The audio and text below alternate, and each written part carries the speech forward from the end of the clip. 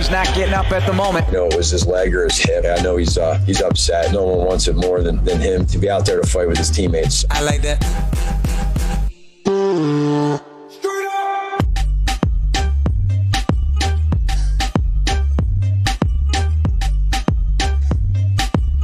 Good Tuesday morning. To use a stock market term or some terminology, Chicago sports fans, the voice of Keyshawn Johnson, Chicago sports fans were not too bullish on the Bears. The latest example last night, less than 150 yards of total offense after saying they were going to overhaul the offense, and that's where we'll begin this morning on Keyshawn, Jay, Will, and Zubin, presented by Progressive Insurance. Jay not in the chair at the moment. He hopefully will join us a little bit later this morning. He's getting ready for the NBA draft tomorrow night on ESPN, but it's a pleasure to be joined by Chris Canty, the Super Bowl champion.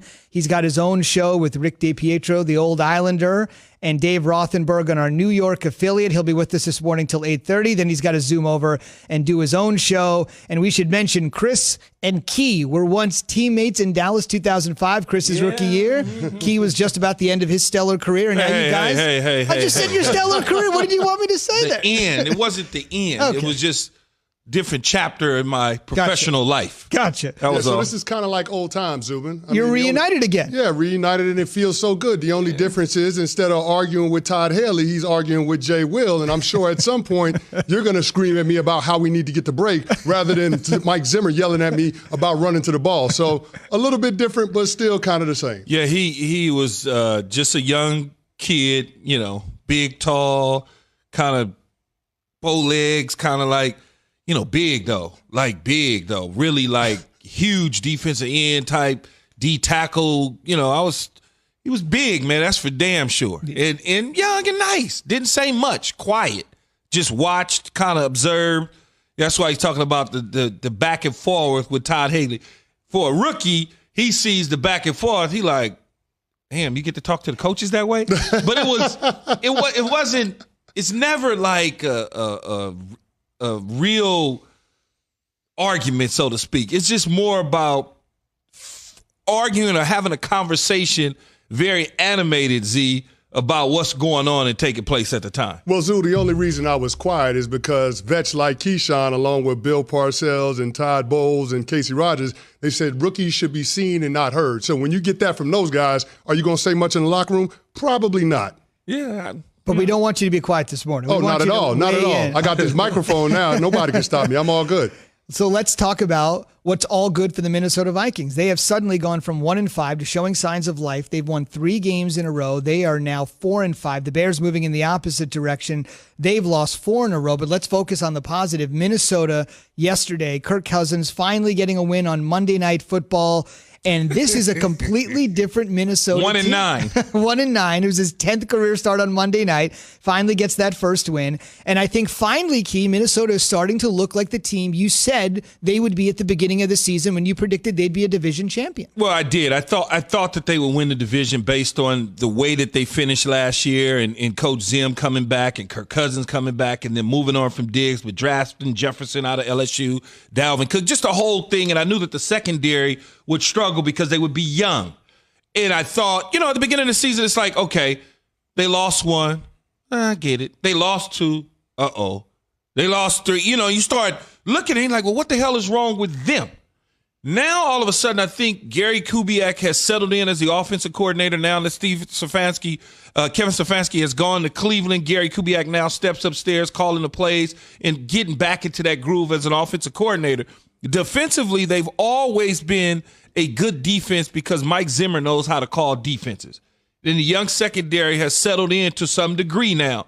And then when you look at them overall, they're still in the mix.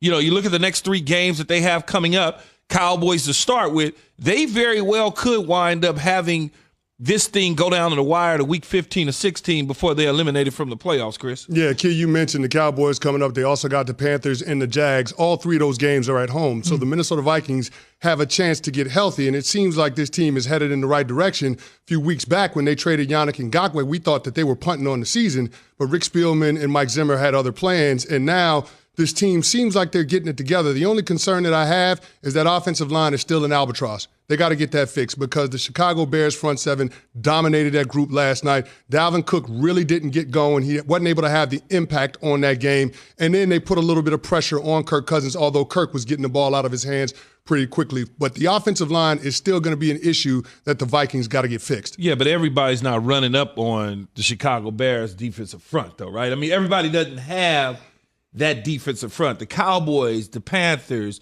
the Jags, is that defensive front going to look like Chicago's?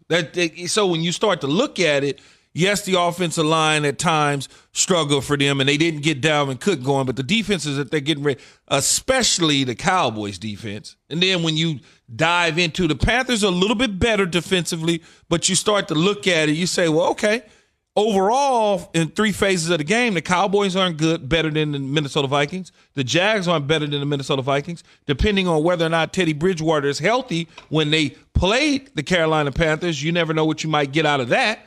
So they certainly, the needle is ticking upward for sure for them, and it's good to see. No doubt. It's also good to see, at least if you're a Vikings fan, as Key mentioned, Kirk Cousins getting off the schneid on Monday Night Football. I know those famous words. You like that came when he played for the Washington football team, but after last night, I think it's fair to say you like that is back. Here's Kirk. For me, it's all about, playing well and, doing my part. I've played long enough to know that there's not a lot you can control as a quarterback. There is, the ball's in your hands, but there's so many things out of your control. And so you just do the best you can, play the best you can. So let's flip it to the other side with Chicago. And by the way, to Chris's point, Dalvin Cook, not great last night, 96 yards, 30 carries. But just a reminder, the previous 2 games, 206 yards and 163 on the ground. So he's been holding his own for sure. And a lot of the times when we look at things, and Chris knows this very well, as a defensive lineman or defensive player, you look at the total. First thing we run to is the box score. Oh, man, look at the yards. He had less than 100. How many attempts? How did that play into play action pass? Mm-hmm. What did it do to the linebackers and the defensive linemen? Did it negate them from having a full pass rush? Did it slow them down?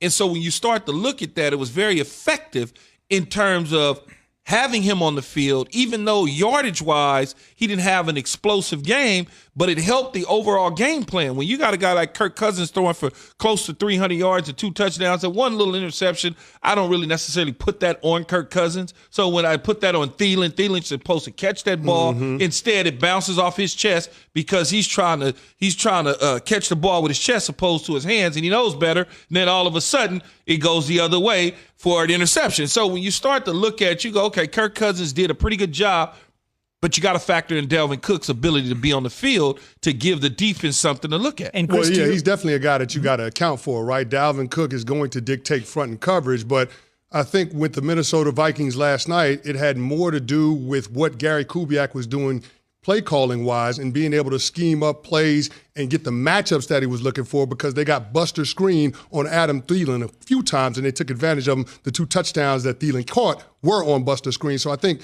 when you start talking about what Kubiak was doing, I think that had more of an impact than the rush attempts from Dalvin Cook. Because I'm with you. Sometimes with the running game, it's not necessarily about the yards. Yeah. It's about the attempts, and you force the defense to have to account for that. Last night, I thought that game was more about the ineptitude of the Chicago Bears offense, not being able to get anything going, and allowing the Minnesota Vikings time to be able to figure out their offense. In our last minute, fellas, the Bears offense, they made the offensive coordinator switch. Essentially, Matt Nagy was calling the plays the head coach. Instead, it's now Bill Lazor. They have less than 150 yards of offense. Fellas, they had more yards on special teams. They had more yards on special teams than on offense. They had more points on special teams, too.